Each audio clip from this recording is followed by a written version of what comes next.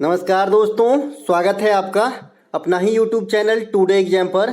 दोस्तों, जैसा कि आज है आपका 14 जून 2023 और आज जो है एमटीएस का एग्जाम है। फर्स्ट शिफ्ट की एग्जाम समाप्त हो गई। फर्स्ट शिफ्ट के एग्जाम में जीके जीएस और इंग्लिश के जो भी वर्ड पूछे गए सभी 7 वर्डों के इंग्लिश के भी क्वेश्चन आपको इसमें देखने को मिल जाएगी और जीके जीएस के भी मिलेगी। जैसा कि आप जानते हैं, मैं 100% ओरिजिनल प्रश्नों के साथ साथ आपको point two point extra fact भी दूंगा। ये आपके एग्जाम में सीधे सीधे छप जाते हैं। और कल देखिए, मजाकिया वे में मैंने ये बताया था कि चंद्रमा जो है घूर्णन करती है पृथ्वी का 27 दिन 4 या कहीं कहीं 6 घंटा, कहीं कहीं 4 घंटा, कहीं कहीं 8 घंटा, तो और कहीं कहीं 28 दिन डायरेक्ट लिखे होते हैं। तो ये भी क्वेश्चन आज छप गए, तो सभी बातों को ध्यान से सुनिए। चलिए शुरू करते हैं आज का ये वीडियो। पहला प्रश्न जो पूछा गया था, टोक्यो ओलंपिक 2020 में भारत ने कितने रजत पदक प्राप्त किए थे? सब दिन बताते आए हैं 1 2 4 1 2 4, है ना, 1 2 4। इस प्रकार से भैया 1 गोल्ड 2 रजत और 4 ब्रांज, तो यहाँ पे आपका राइट आंसर 2 हो जाता। 2 सिल्वर जीते हैं यहाँ पे। टोक्यो ओलंपिक में भारत को कुल 7 पदक प्राप्त हुए।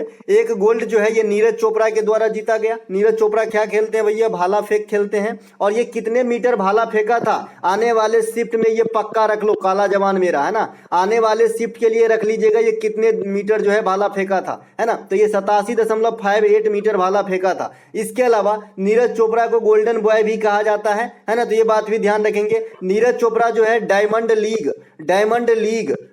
लीग 2022 जीत चुके हैं और 2023 में भी पदक प्राप्त किए हैं डायमंड लीग के अंदर, तो दोनों बात ध्यान रखेंगे। इसके अलावा रवि दहिया साहब, मीराबाई चानू जी, ये दोनों ने रजत पदक प्राप्त किए थे। कहां पे? टोक्यो ओलंपिक 2020 वाला था लेकिन 21 में कराया गया था। जैसा कि आप जानते हैं डिले जो हुआ था कोरोना के कारण हुआ था। रवि दहिया और मीराबाई चानू दोनों ने रजत जीता, लेकिन यहाँ पे जो खाता खुला टोक्यो के अंदर भारत का पदकों का, ये आपका मीराबाई चानू के साथ ही खाता खुला था। मीराबाई चानू के बारे में पूछा जाता है किस भारतीय स्टेट से बिलोंग करती है, तो ये मणिपुर की रहने वाली है मीराबाई चानू, तो इन्हें भी ध्यान रखेंगे। इसके अलावा जो कॉमनवेल्थ गेम 2022 हुआ था, इसमें मीराबाई चानू ने गोल्ड दिलाया था भारत को और प्रथम गोल्ड दिलाया था, है ना। टोटल 22 गोल्ड मिले कॉमनवेल्थ गेम 2022 में, उसमें से पहला जो गोल्ड है ये खाता है सोना का, तो इन्होंने मीराबाई चानू ने ही जो है खोली थी। इसके अलावा जो आपका 4 पदक और बच गए, क्योंकि 1 गोल्ड का हिसाब हो गया, 2 रजत का हो गया, 7 पदक मिले, तो 4 पदक और जो मिले ये चारों के चारों जो है आपके ब्रॉन्ज मिले हैं, तो इन्हें भी ध्यान रखेंगे, जिसमें पीवी सिंधु का भी एक जो है कंट्रीब्यूट है।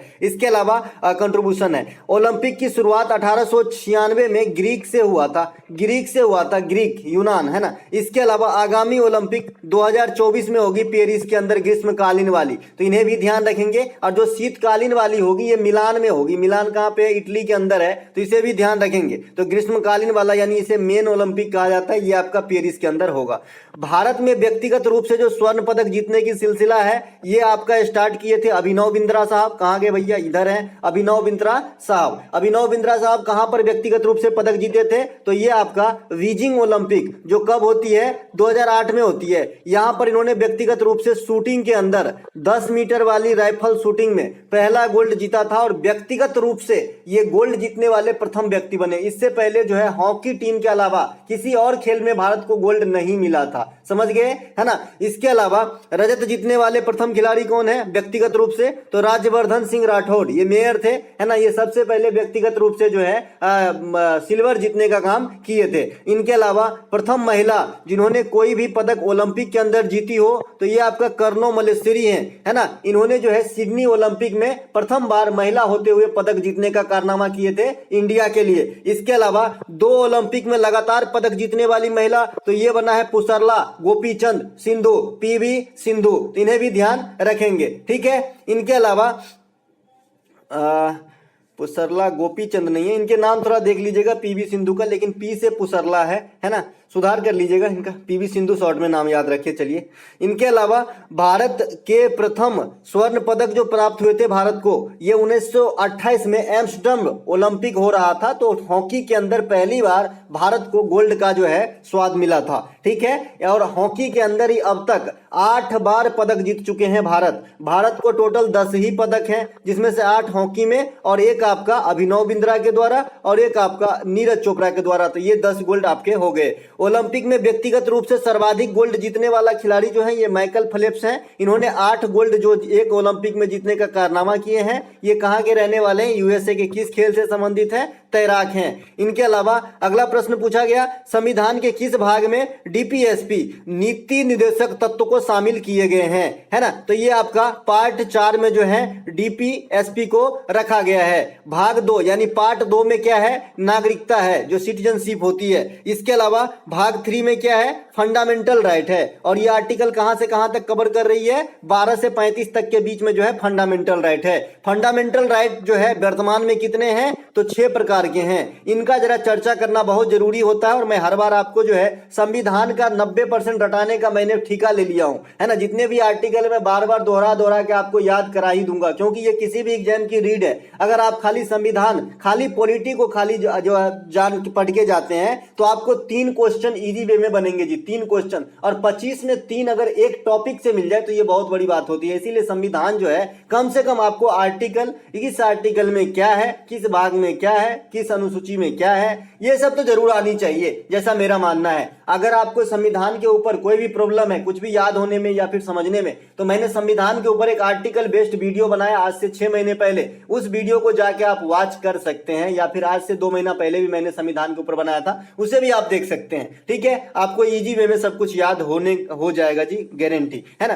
तो फंडामेंटल राइट जो है ये आर्टिकल 12 से लेकर 35 तक है। वर्तमान में 6 है। जो राइट टू इक्वलिटी है ये 14 से 18 के बीच में, इसके अलग अलग मीनिंग है जी। 14 में समता का अधिकार, 15 में जाति धर्म लिंग आदि के आधार पर भेदभाव निषेध, है ना। 16 में अवसरों की समानता, 17 में जो है अनटिमली छुआछूत का अंत है ना। 18 में उपाधियों का अंत है। 19 जो है प्रेस मीडिया वगैरह की स्वतंत्रता है, बोलने का अधिकार, कहीं भी टहलने का अधिकार, कहीं भी घर बनाने का अधिकार, सहकारी समिति गठन करने का अधिकार, शांतिपूर्ण ढंग से बैठक करने का अधिकार, है ना। 20 जो है ये सजा आदि के मामले में छूट है, यानी कहने का मतलब है अगर आप कोई क्राइम की हो तो आपको खुद के खिलाफ गवाही देने के लिए मजबूर नहीं किया जाएगा। ये सब जो छूट है ये 20 में दिया गया है। 21 में जो है प्राण एवं दैहिक स्वतंत्रता का अधिकार है, इसे निजता का अधिकार भी कहा जाता है। ये किसी भी परिस्थिति में नहीं छीना जा सकता है। इसके अलावा आर्टिकल 22 जो है ये भी सजा आदि से रिलेशन में जो है।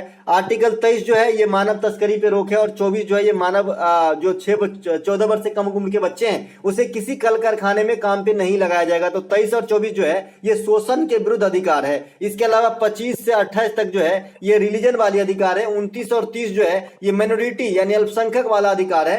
आर्टिकल 31 वर्तमान में निष्क्रिय है, क्योंकि संपत्ति के अधिकार को यहां से हटा के आर्टिकल 300 के कॉम में कानूनी अधिकार बना के रखा गया है ना। पहले संपत्ति के अधिकार मौलिक अधिकार हुआ करते, 44वां संविधान द्वारा हटा के दिया गया था, आप समझते ही हैं। और आर्टिकल 32 जो है ये संवैधानिक उपचारों के अधिकार है। 32 जो है इसके तहत जो है सुप्रीम कोर्ट रिट जारी करते हैं। 32 के तहत एक कॉमन मैन जो है सुप्रीम कोर्ट तक जा सकता है अपनी कोई भी मौलिक अधिकार के हनन होने पे। तो ये सब थोड़ा बहुत जानकारी रखेंगे।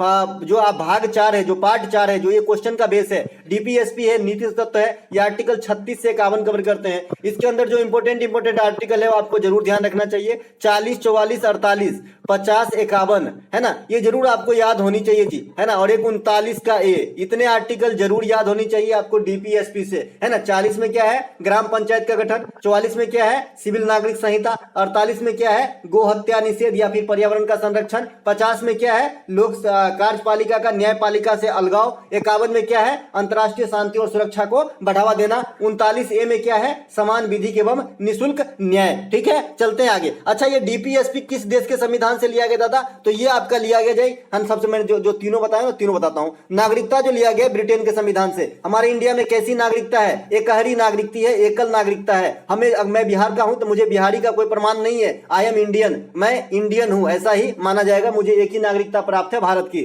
ठीक है, इसके अलावा जो फंडामेंटल राइट है ये अमेरिका के संविधान से लिए गए हैं। इसके अलावा जो आपका डीपीएसपी नीति तत्व है ये आपका आयरलैंड के संविधान से लिया गया है। इसके अलावा भाग 5 और भाग 6 से क्वेश्चन क्या आता है कि भाग 5 कहां से कहां तक आर्टिकल कवर करता है और भाग 6 कहां से कहां तक कवर करता है। तो भैया 36 से 51 पे आपने पार्ट 4 को ब्रेक किया था, याद करने के तरीके हैं। तो 5 जो स्टार्ट होगा ये 52 से स्टार्ट होगा और ये 52 से 151 तक है। ठीक है ना, 52 से 151 तक है। और जो भाग 6 है, पार्ट 6 है, 152 से 237 तक है, ठीक है। तो 237 तक का आर्टिकल तो पार्ट 6 तक आप समेट दिए जी, तो याद इसी प्रकार से किया जाता है, ठीक है। अब इससे क्या आपको अंदाजा लगेगा कि देखिए भाग 5 में है द यूनियन, तो जो संघ से संबंधित चीजें, सुप्रीम कोर्ट हो गया, राष्ट्रपति हो गया, उपराष्ट्रपति हो गया, महान्यवादी हो गया, लोकसभा, राज्यसभा, संसद हो गया, ये सभी के सभी भाग 5 में आ जाएगा। अब भाग 5 में आएगा तो हमें आर्टिकल 52 से 151 के बीच में रखना है, तो ऑप्शन छांटने में बड़ा मदद होता है एग्जाम के अंदर, ठीक है। एक्सपीरियंस शेयर कर रहा हूं आपसे, है ना। भाग 6 में ये बताया 152 से 237, तो भाग 6 में क्या है, स्टेट्स है, मतलब राज्य है, तो इसमें राज्य के राज्यपाल आ जाएंगे, हाई कोर्ट आ जाएंगे, है ना, एडवोकेट जनरल आ जाएंगे, राज्य में जो हाई कोर्ट में जजेस वगैरह हैं, इनकी नियुक्ति के प्रावधान वगैरह हैं, ये सब आ जाएंगे, विधानसभा आ जाएगा, विधान परिषद आ जाएगा, ये सभी के सभी जो है इस आर्टिकल के बीच में आ जाएगा 152 से 237 तक। और याद करने की और सुगम तरीका बताऊं, देखिए देश की सबसे पहला प्रधान व्यक्ति कौन होता है, राष्ट्रपति होता है। तो 52 में जो है क्या है, राष्ट्रपति से संबंधित चर्चा है कि नहीं है, इसीलिए जो है यूनियन में सबसे पावरफुल कौन है, राष्ट्रपति है। तो राष्ट्रपति का पहला आर्टिकल जो है अलॉटमेंट है 52। उसी प्रकार से राज्य में प्रथम व्यक्ति कौन होगा, राज्यपाल, इसीलिए 152 जो है 153 में, एक्चुअली 153 में जो है राज्यपाल की चर्चा की गई है, ठीक है। तो यहां से जो है आपको ध्यान रखना है, मोटे मोटे तौर पे सब कुछ जो है याद हो जाएगा अगर संविधान के बारे में आर्टिकल और भाग को रिलेट कर पाते हैं तो, है ना। अब देखिए संविधान में कितने भाग है वर्तमान में, तो वर्तमान में दादा 22 भाग हैं, और ये कितने पार्ट में जो है फैले हुए हैं, तो 25 में फैले। और फैलाव क्या होती है, देखिए जब मौलिक कर्तव्य हम बनाए तो मुझे एक पार्ट की आवश्यकता पड़ी, तो 4 में तो डीपीएसपी पहले से जो है अलॉटमेंट था, तो मुझे एक पार्ट की आवश्यकता पड़ी, तो मैंने क्या करा, ये 4 का एक क्रिएट कर लिया हमने, और इसी में जो है फंडामेंटल ड्यूटीज को रख लिया, तो इस प्रकार से एक बढ़ा, है ना। इसी प्रकार से कई और बढ़े, जैसे 9 का ए बढ़े, 9 में जो है भाग 9 में भाग IX लिखा जाएगा 9 को, है ना। 9 में जो है ये आपका ग्राम पंचायत है जी, ग्राम पंचायत। मुझे जो है नगर पालिका की भी जरूरत पड़ी, तो मैंने 9 का जो है एक क्रिएट कर लिया और इसमें नगर पालिका को रख लिया, तो इस प्रकार से बढ़ते बढ़ते 25 हो गए, यानी 3 बार बढ़ा है। इसके अलावा गुरु विपिन सिंह का संबंध किससे, देखिए बता रखे हैं, गुरु विपिन सिंह, है ना, ये मणिपुरी के गुरु हैं, गुरु विपिन सिंह। तो गुरु विपिन सिंह का संबंध जो है ये मणिपुरी संबंधित है। वैसे मैंने आपको जो है क्लासिकल डांस का क्लू बता रखा है कि अगर आपको एग्जाम में दिखे और अगर आपको पता नहीं हो कि फला आदमी किससे संबंधित है, फिर भी आपकी आंसर सही होने की 90% चांस है मेरे क्लू के द्वारा। कैसे भैया, जैसे मैंने बता रखा है कि अगर आपका रेड्डी फैमिली लगा रहे और समझ में नहीं आए तो लगा देना क्या, कुचिपुड़ी, क्या लगा देना, कुचिपुड़ी लगा देना। अगर मैंने आपसे कहा है कि सिंह सरनेम लगा रहे, सिंह, अगर आपको समझ में नहीं आए तो आपको मणिपुरी लगा देना है। देखिए मैं कितना सिंह बोलता हूं इसके ऊपर, देखिए मणिपुरी में नल कुमार सिंह, आतंब सिंह, गोपाल सिंह, सोनरिक सिंह, ये सभी के सभी जो है सिंह वाला ये मणिपुरी से हैं। मणिपुरी का मैंने एक झावेरी बहन, झावेरी में 4 झावेरी है, दर्शना, नैना, सुवर्णा, इस प्रकार से, तो ये झावेरी बहन और सिंह सरनेम ये दोनों आपके मणिपुरी नृत्य से जाएंगे। रेड्डी सरनेम कुचिपुड़ी के साथ जाएंगे। जो महराज सरनेम है, जो महराज सरनेम है, ये महराज सरनेम कथक के साथ जाएंगे या फिर तबला वादक के साथ जाएंगे जनरली, है ना, जनरली। अब इक्का दुक्का अपवाद पूरे संसारे में है, तो ये वाला चीज आपको तब काम आएगा जब आप कंफर्म ना हो कि भाई यही के यही है, ठीक है। ये तुक्का मारने के समय में काम आएगा, राइट। अगर आपको याद है तब तो भाई सोने पे सुहागा है भाई, है ना। इसके अलावा यहाँ पे क्या क्या क्या चीज बता दिया, हाँ चलिए और जो याद आएगा अभी बताऊंगा, है ना। जो मणिपुरी के और कैरेक्टर है, दर्शना, नैना, सुवर्णा, झावेरी, ये सभी के सभी मणिपुरी के कैरेक्टर झावेरी बहने। इसके अलावा चारू माथुर और सिंह सरनेम बता ही दिया था, कलावती देवी, बिंबावती देवी। देखिए एक सितारा देवी है, देवियों में जो है एक सितारा देवी है, इनमें कंफ्यूजन रहता है। सितारा देवी जो है ये कथक के हैं और कथक उत्तर भारत का नृत्य है, और जो बिंबावती देवी है, जो कलावती देवी है और जो चारू माथुर है, ये तीनों के तीनों जो लेडीज हैं, है ना, ये आपके कहाँ के हैं, मणिपुरी से संबंधित हैं, और सिंह सरनेम और झावेरी बहन भी, ठीक है। सितारा देवी कहाँ चली गई, कथक के पास, ठीक है। अमली सिंह भी मणिपुरी से, इसलिए मैंने सिंह सरनेम में जो बता दिया कि मणिपुरी से होगा। सितारा देवी, बिरजू महाराज, लच्छू महाराज, शोभना नारायण, ये सब जो है कथक के प्रमुख नर्तक और नर्तकी हैं, ठीक है। यामिनी कृष्णमूर्ति, पद्मा सुब्रमण्यम, रुक्मिणी देवी अरुंडेल, टी बाला सरस्वती, मृणालिनी साराभाई, इन्होंने जो है दर्पण स्टूडियो बनवाया था, है ना, तो इन्हें भी ध्यान रखेंगे। तो ये सभी के सभी जो है आपके किससे संबंधित है जी, भरतनाट्यम से। इसके अलावा संयुक्ता पन्नीगिरी, सोनल मानसिंह, है ना, ये जो है गुरु केलू चरण महापात्रा लिखना चाह रहा था मैं, केलू चरण महापात्रा, माधवी मुदगल, इंद्रानी रहमान, सुजाता महापात्रा, किरण सहगल, ये सभी के सभी जो है ओडिसी से संबंधित है। देखिए मैंने बताया था, याद आएगा तो बताऊंगा। तो महापात्रा सरनेम जो है, महापात्रा, ये आपका चला जाता है ओडिसी के साथ, तो इसे भी ध्यान रखेंगे। सुजाता महापात्रा, है ना, गुरु केलूचरण महापात्रा और भी महापात्रा, तो ये सभी के सभी चले जाएंगे आपका ओडिशा के साथ, ठीक है। इसके अलावा जो आपका एक प्रश्न पूछा गया था कॉमन, देखिए ये जो कॉमन प्रश्न है, अभी अभी कॉमन प्रश्न का दौर चल रहा है, आगे जो करंट अफेयर के प्रश्न है, इंग्लिश के प्रश्न है, वो आगे आएंगे। 2011 जनगणना के अनुसार किस राज्य के लिंगानुपात सबसे कम है? भैया हरियाणा ऑप्शन में था, राज्य पूछ रखा था, बहुत अच्छा, हरियाणा हो जाएगा। इसके अलावा अगर केंद्र शासित प्रदेश में बात करें कि 2011 की जनगणना के अनुसार सबसे कम लिंगानुपात किस केंद्र शासित प्रदेश की है, आने वाले शिफ्ट में पूछा जा सकता है, कोई बड़ी बात नहीं है। तो सबसे बड़ा केंद्र शासित प्रदेश में सबसे कम लिंगानुपात दमन एवं दीव का है। ये कितना है भाई? 618 है ना। इसके अलावा सबसे अधिक जो केंद्र शासित प्रदेश में लिंगानुपात है, ये पुदुचेरी का है। पुदुचेरी, पुदुचेरी है ना, तो यहां भी ध्यान रखेंगे, पुदुचेरी का सबसे अधिक केंद्र शासित प्रदेश में, और सबसे कम दमन एवं दीव का है ना। और ऐसे ओवरऑल राज्य में सबसे कम हरियाणा का और सबसे अधिक केरला का। देखिए जनगणना 2011 से मैंने सीट चेंज कर दिया है, क्योंकि उस किताब में एग्जैक्ट जो है टैप नहीं था, एक बच्चे के कॉमेंट पे, ठीक है। तो जिनको भी मतलब एग्जाम देना है, ये डाटा जरूर ध्यान रखें जनगणना वाला। जनगणना 2011 में फर्टिलिटी रेट जो थे ये 2.2 थे। जनगणना तो कितने थे? 382। डेंसिटी, सेक्स रेशियो, लिंगानुपात 943। दशकीय वृद्धि ये थे आपका 17.64। जनगणना कितने चरण में हुई थी? तो 2 चरण में हुई थी, है ना। ये जो पिछली जनगणना 2011 हुई थी, कितने नंबर की थी? 15वें नंबर की। प्रथम जनगणना कब हुई थी? 1972 में। इसके समय जो अंग्रेज थे, पूछा जाता है मेयो। 1981 से लगातार जनगणना हो रही इंडिया के अंदर, रिपन।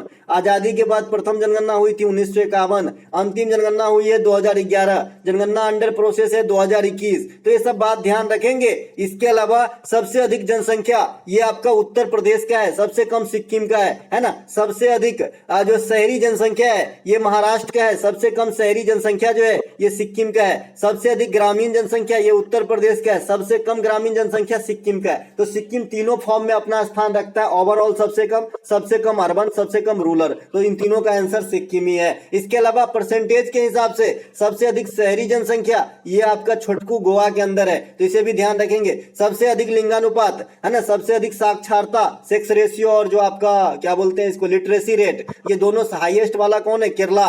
सबसे कम लिंगानुपात, सबसे कम सेक्स रेशियो, सबसे कम लिटरेसी रेट जो बिहार है, और सबसे कम लिंगानुपात जो ये क्वेश्चन पूछा गया था ये हरियाणा का है। इसके अलावा एमएन का संकेत पूछा गया था। एमएन का संकेत होता है मैगजीन, मैग्नीज, मैग्नीज, मैगजीन कहेंगे तो फिर पढ़ने वाला हो जाएगा। मैग्नीज, मैग्नीज, मैग्नीज का उत्पादन इंडिया में कहां पर होता है? उड़ीसा वगैरह में होता है, ठीक है। तो मैग्नीज होता है इसका संकेत। मैग्नीज का परमाणु क्रमांक कितने होते हैं? 25। ये किस प्रकार के धातु है? संक्रमणीय धातु या फिर डी ब्लॉक एलिमेंट्स। संक्रमणीय धातु और डी ब्लॉक एलिमेंट्स किसे कहते हैं? तो समूह 3 से लेकर 12 तक के बीच में जो भी एलिमेंट्स उपस्थित हैं इसे संक्रमणीय धातु या फिर डी ब्लॉक एलिमेंट्स कहा जाता है, राइट। इसके अलावा टंगस्टन का संकेत क्या होता है? डब्ल्यू होता है, टी नहीं होता है, ध्यान रखेंगे, इसे वीवीआई कर लेंगे, है ना। टंगस्टन की संकेत डब्ल्यू होती है, परमाणु क्रमांक 74 होती है। राजस्थान में जो एक देगाना जगह है यहाँ पे टंगस्टन मिलता है। टंगस्टन का गलनांक जो है ये आपका जो है 3500 डिग्री सी से भी अधिक होती है, इसीलिए बल्ब के फिलामेंट में टंगस्टन का प्रयोग किया जाता है। और नाइक्रोम का तार आयरन के जो है क्वाइल में किया जाता है या फिर हीटर के क्वाइल में किया जाता है। तो ये बात अलग अलग ध्यान रखेंगे। टंगस्टन सिर्फ बल्ब का फिलामेंट बनाने के लिए यूज किया जाता है, क्योंकि इसकी गलनांक काफी हाई होती है, नहीं तो बर्दाश्त नहीं करेगा, जुड़ जाएगा। तो एक बल्ब हमको 10 दिन में बल्ब चेंज करना पड़ेगा, भर दिन में 10 को, है ना, तो दिक्कत हो जाएगी, है ना, आर्थिक लॉस होगी। टाइटेनियम का संकेत क्या है भाई? टीआई हो, परमाणु क्रमांक 22 हो, है ना। आरबी को क्या कहते हैं? रूबिडियम। रूबिडियम का संकेत है आरबी, ये परमाणु क्रमांक कितने? 37। सोना बहुत महंगा है ना। सोना बाबू वाला सोना नहीं, पहनने वाला सोना, है ना। तो सोना का संकेत कितना क्या होता है? एयू। एयू को औरम बोलते हैं लैटिन भाषा में, इसके परमाणु क्रमांक जो है 79 होते हैं। और सोना के बारे में मैं बता चुका हूं भैया कि सोना यूं ही महंगा नहीं है, ये हमेशा जो है प्योर फॉर्म में ही पाया जाता है, यानी जो है ये मुक्त अवस्था में पाया जाता है हमेशा, यानी ये जो है ओर के रूप में नहीं पाया जाता है। अब समझ गए होंगे कि प्योर किसे कहते हैं और इम्प्योर किसे कहते हैं, है ना। ये ओर मतलब अयस्क होता है भाई, अयस्क। जैसे आप मान लीजिए जैसे कोई भी चीज ओर के रूप में, जैसे लोहा वगैरह डायरेक्ट शुद्ध ही नहीं मिलता कि कहीं जाओ और 5 किलो लोहा उठा लो, उसे प्रोसेस करना पड़ता है, ओर से रिफाइन करना पड़ता है। जैसे हेमाटाइट, मैग्नेटाइट, सीडेराइट, ये सब लोहा का अयस्क ऐसे ला के जो है फैक्ट्री में प्रोसेस करते हैं, तब शुद्ध लोहा प्राप्त होती है। लेकिन सोना का ऐसा नहीं है, जहां मिलेगा ना पीला एकदम चमचमाते शुद्ध मिलेगा, है ना। इसके अलावा चांदी भी शुद्ध मिलती है, सोना और चांदी भी। चांदी को भी ध्यान रखिएगा, चांदी का एजी होता है जी, एजी अर्जेंटम बोलते हैं, तो इसे भी ध्यान रखेंगे। इसके अलावा एक आपका अंग्रेजी में इरेलेवेंट का एंटो आया था। इरेलेवेंट मतलब असंगत होता है जी, असंगत, जो फिट ना हो, है ना, जो फिट ना हो, असंगत, असंगत, है ना। एक इसके लिए फ्रेज भी है कि भाई जो स्क्वायर वाला जगह है उसमें आप राउंड शेप का कोई चीज डाल रहे हो, इस प्रकार का जो एक फेज बना है, तो ये भी असंगत हो जाएगा। आपका ये वाला जो डब्बा है स्क्वायर वाला है ना, सॉरी गोल वाला कोई चीज है और आप स्क्वायर वाला जो है कोई चीज डाल रहे हो, इस प्रकार का एक फ्रेज भी है अंग्रेजी के अंदर, है ना, तो इसका आंसर भी असंगति होता है ना। तो इरेलेवेंट है ना, इरेलेवेंट का उल्टा पूछा गया था तो रिलेवेंट हो जाएगा, सटीक हो जाएगा, लॉजिकल तार्किक हो जाएगा, फिट हो जाएगा, जो फिट बैठता है, एप्रोप्रिएट मतलब सटीक हो जाएगा। तो ये सब जो है इनके एंटोनियम में आ सकते हैं। इसके अलावा आर्टिकल 51 का ए पूछा गया था, 51 का ए में फंडामेंटल ड्यूटीज को शामिल किया गया था, कब? 42वां संविधान संशोधन 1976 में, है ना। ये किस समिति के अनुशंसा पे? तो स्वर्ण सिंह के अनुशंसा पे। शुरू में जो फंडामेंटल ड्यूटीज जोड़े गए थे तो कितने प्रकार के जोड़े गए थे? 10 प्रकार के जोड़े गए थे, लेकिन वर्तमान में कितने हैं? 11 प्रकार के जोड़े गए हैं। मैंने अभी अभी कहा कि 51 के ए के साथ साथ भाग 4 ए में भी वर्णित है ये, है ना। इसके अलावा जो आपका यहाँ पे लिखा भी है भाग 4 के ए में है, राइट, और ये रूस के संविधान से लिए गए हैं।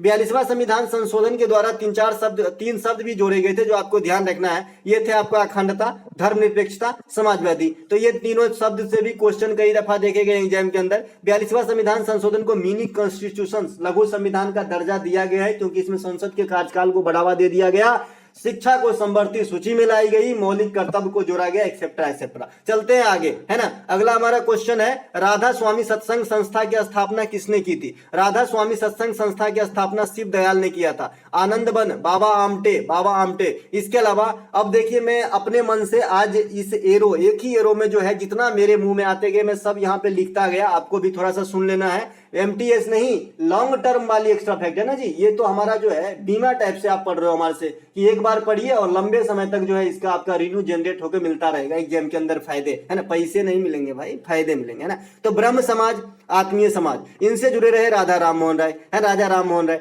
आर्य समाज, दयानंद सरस्वती। सत्यशोधक समाज, ज्योतिबा फुले। प्रार्थना समाज, आत्माराम पंडुरंग, है ना। देव समाज, शिवनानोत्री, है ना। वेद समाज, ध्रुव नायडू। तो ये सब आपको ध्यान रखना है। इसके अलावा Abhinav Bharat 1904 BD Savarkar. India House 1905 Shyamji Krishna Varma London. Ghadar Party Lala Hardayal 1913 San Francisco. Swaraj Party Motilal Nehru Chittaranjan Das 1923। Hindustan Republican Association 1924 Sachindra Sanyal. Hindustan Republican Association, है ना, हिंदुस्तान सोशलिस्ट रिपब्लिकन एसोसिएशन, हसरा की बात हो रही है, हसरा भगत सिंह। नौजवान सभा भगत सिंह। Forward block Subhash Chandra Bose. आजाद हिंद फौज राज बिहारी बोस, कैप्टन मोहन सिंह, है ना। इसके अलावा सुभाष चंद्र बोस भी हो सकता है आजाद हिंद फौज में, captain Mohan Singh. Cabinet mission में 3 सदस्य थे, Lord Pethick Lawrence, Alexander Fleming और स्टोफर्ड क्रिप्स। तो इन सभी चीजों को जरा ध्यान रखेंगे, जैसे मैं फ्लो में बोल पा रहा हूं आपको भी बोलना होगा, है ना। चलते आगे, बोलने की कोशिश तो कीजिए, सब हो जाएगा। इन द निक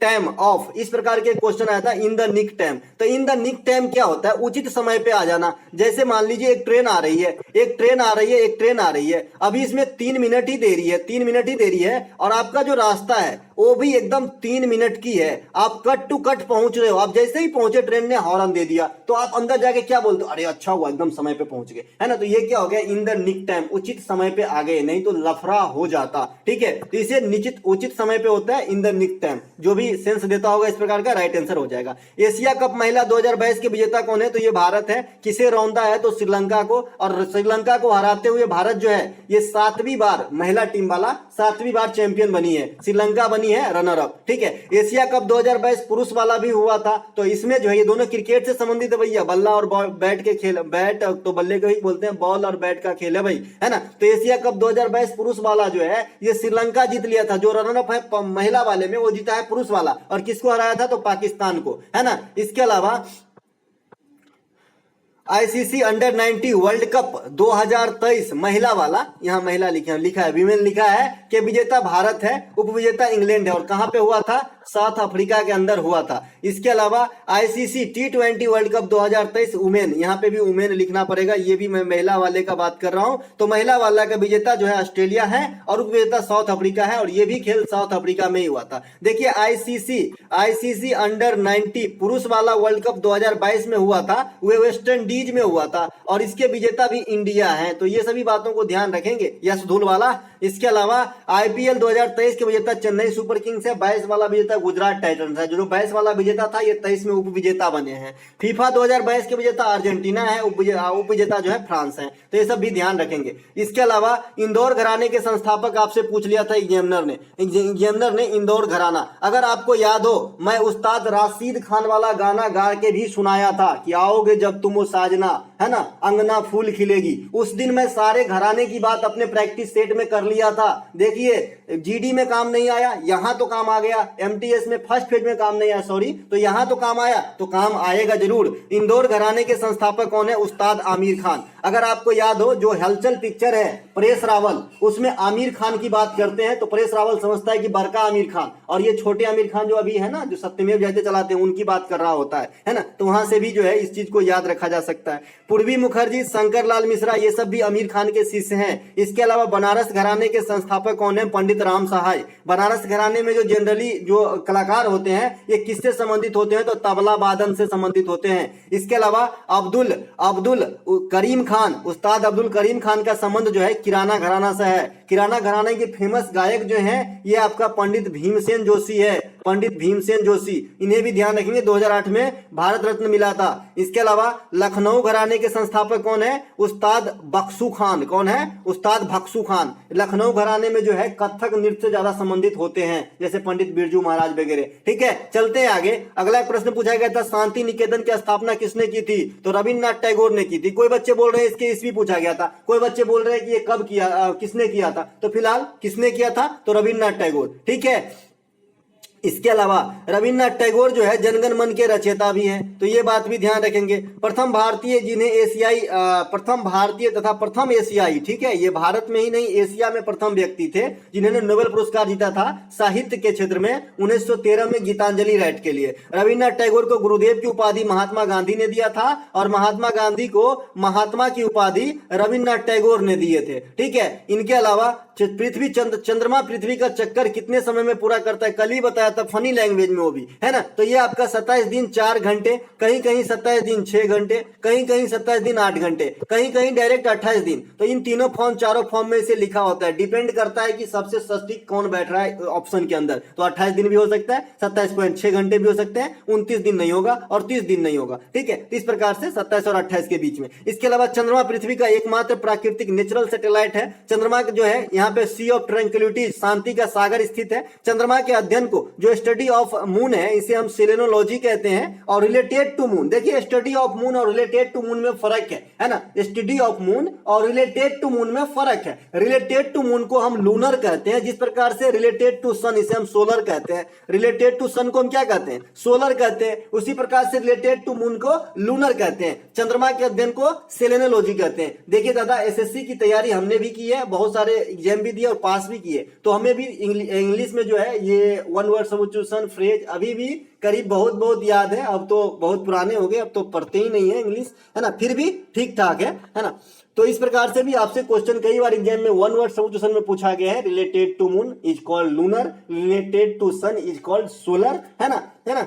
इसके अलावा चंद्रमा का अध्ययन जो है ये है सेलेनोलॉजी। चंद्रमा से संबंधित भारतीय मिशन चंद्रयान फर्स्ट 2008 में और चंद्रयान 2 22 जुलाई 2019 को। ठीक है, और ये दोनों किसकी पहल है? इसरो की। कल आपसे पूछा गया था इसरो के चेयरमैन कौन है? तो सोमनाथ है, एस सोमनाथ, है ना। किसका स्थान लिए हैं? तो के सिवन का। के सिवन को क्या कहा जाता है? रॉकेट मैन ऑफ इंडिया कहा जाता है। ठीक है, चंद्रमा का एक महत्वाकांक्षी परियोजना गगनयान 2023 में ही आने वाला था, लेकिन अब इसमें डिले हो रही है, जो मानव रहित परियोजना होगी। अब तक जितने भी परियोजना चंद्रमा पे जो किए हैं इसरो के द्वारा, ये सभी मानव रहित थी, सॉरी। अब ये गगनयान जो है ये मानव सहित होगी। ठीक है, इसे भी ध्यान रखेंगे। चंद्रमा पे पहली बार पहुंचने का काम नासा के द्वारा भेजा गया नील आर्मस्ट्रांग था। 1969 में अपोलो 2 के द्वारा जो है चंद्रमा पे पहुंचा था। दूसरा व्यक्ति बज एल्ड्रिन था। ठीक है, चंद्रमा पे नील आर्मस्ट्रांग पहुंचे थे। 1969 से बहुत सारे चीज को आप रिलेट कर सकते हैं। इसरो की अभी मैंने जो जिक्र किया ना, ये भी 1969 में ही स्थापना हुए थे इसरो का। इसके अलावा 1969 में ही बैंकों का राष्ट्रीयकरण हुआ था इंडिया के अंदर। 1969 में ही दादा साहब फाल्के पुरस्कार की शुरुआत हुई थी।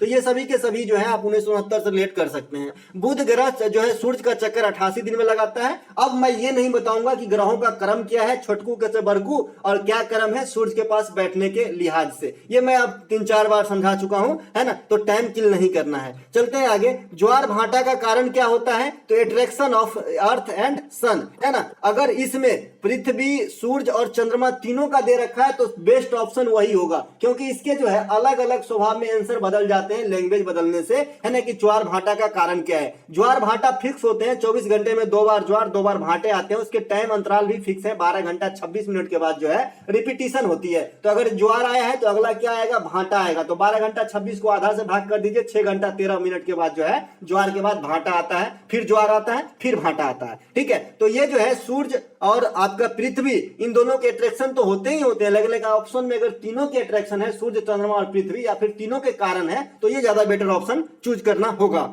इसके अलावा मौसमी बेरोजगारी आपसे पूछा गया है। मौसमी बेरोजगारी किसे कहते हैं? देखिए, कुछ वर्ष के कुछ निश्चित मौसमों के दौरान उत्पन्न होने वाली बेरोजगारी को मौसमी बेरोजगारी कहते हैं। ये भी गांव घर के क्षेत्र में देखा जाता है। इसके अलावा अर्थव्यवस्था में आए उतार चढ़ाव के कारण जो बेरोजगारी उत्पन्न होते हैं, चक्रीय बेरोजगारी, या फिर जो है चक्रीय बेरोजगारी कहते हैं। इसके संरचनात्मक बेरोजगारी भी इसे कहते हैं भैया, ठीक है। इसके अलावा क्षमता के अनुसार प्रदर्शन नहीं कर पाना, या फिर 10 आदमी की काम है और इसी काम में 100 आदमी लगे हुए हैं क्योंकि इसके पास ऑप्शन नहीं है। तो ऐसी बेरोजगारी इसके कारण उत्पन्न होती है, जिसको आदमी को लगता है कि मैं रोजगार फुल हूं, लेकिन उनको वास्तविक में वो बेरोजगार हो रहा होता है। क्योंकि मैंने ऑप्शन दिया, एग्जांपल दिया था कि कोई आदमी 5 पन्ना डेली जो है पेपर राइटिंग कर सकते हैं, लेकिन उनसे 1 पेज ही करवाया जा रहा है और 10 रुपया दिया जा रहा है। अगर उनके पास 5 की क्षमता है तो 50 कमा सकता है, लेकिन इसके पास ना तो ऑप्शन होता है और ना ही काम छोड़ सकता है। तो ये लगे भी रहते हैं काम में और इनडायरेक्टली जो है ये बेरोजगार भी हो रहे होते हैं। तो ऐसे को प्रच्छन्न बेरोजगारी कहते हैं। प्रच्छन्न मतलब लेटेंट होता है, गौण होता है, छुपा हुआ होता है, ठीक है। तो प्रच्छन्न लिख लीजिएगा,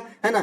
तो प्रच्छन्न, यहाँ प्रश्न लिखा गया है, प्रच्छन्न बेरोजगारी कहा जाता है। इसके अलावा चूना पत्थर किस प्रकार के चट्टान के उदाहरण भैया? तो अवसादी चट्टान के उदाहरण है। देखिए, ये जो आपको फिगर दिख रहा है चमचमाता हुआ, ये फिगर के साथ ही मैंने आपको सारा चट्टान को जो है रिवीजन करवा दिया था अपने प्रैक्टिस सेट में। आगे का काम आपका हो जाता है। तो यहाँ पे देखिए, ये जो आपका अवसादी चट्टान नीचे में है, फिलहाल आप इग्नियस रॉक को देखिए, जैसे बेसाल्ट, प्यूमाइस, ओसिडियन, रेहोलाइट। मैंने ये भी बताया था कि इसमें से सब नहीं पूछा जाता है। एक तो बेसाल्ट चट्टान पूछा जाता है, ग्रेनाइट पूछा जाता है, ग्रेवो पूछा जाता है, इतना ही पूछा जाता है जी। ये तीनों ही पूछे जाते हैं बार बार, पता नहीं इन सबको क्यों नहीं पूछता। हाँ, ज्यादा हार्ड हो जाएगा ना, है ना। ये इग्नियस रॉक है। मेटामॉर्फिक चट्टान, एक तो आपका मार्बल, है ना, संगमरमर वगैरह, है ना, ये सब आपका पूछा जाता है। क्वार्टाइज, है ना, क्वार्टाइज। इसके अलावा और क्या है कि जो पूछा जाता है?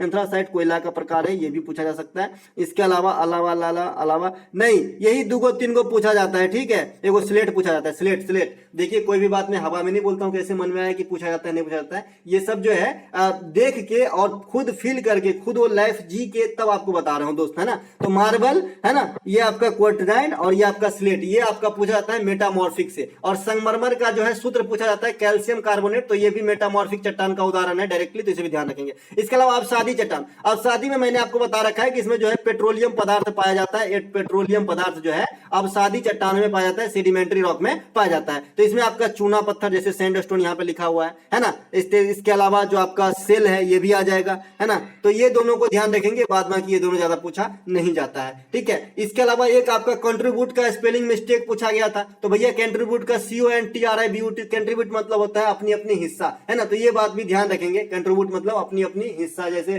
100 रुपया चंदा इकट्ठा करना है, 4 आदमी का कंट्रीब्यूशन से 100 रुपया होगा तो 25-25 पड़ेगा, 25 रुपया कंट्रीब्यूट होगा, है ना। तो इस प्रकार से आप समझेंगे। इसके अलावा एक प्रश्न आपसे शायद पूछा गया है, शायद ये पूछा गया है कि 1917 में किस भारतीय नृत्यांगना को कोई पुरस्कार मिला है? आप लोग बताइएगा कि इसमें ऑप्शन क्या था, ठीक है। हम मिलेंगे अगले वीडियो में। पीडीएफ आपको टेलीग्राम चैनल टुडे एग्जाम पे मिलेगा, तो ज्वाइन कर सकते हैं और अपने दोस्तों में शेयर जरूर करें दोस्तों, है ना। और पहली बार विजिट करें तो आप सब्सक्राइब भी कर सकते हैं, है ना। मिलेंगे हम अगले वीडियो में। जय हिंद दोस्तों।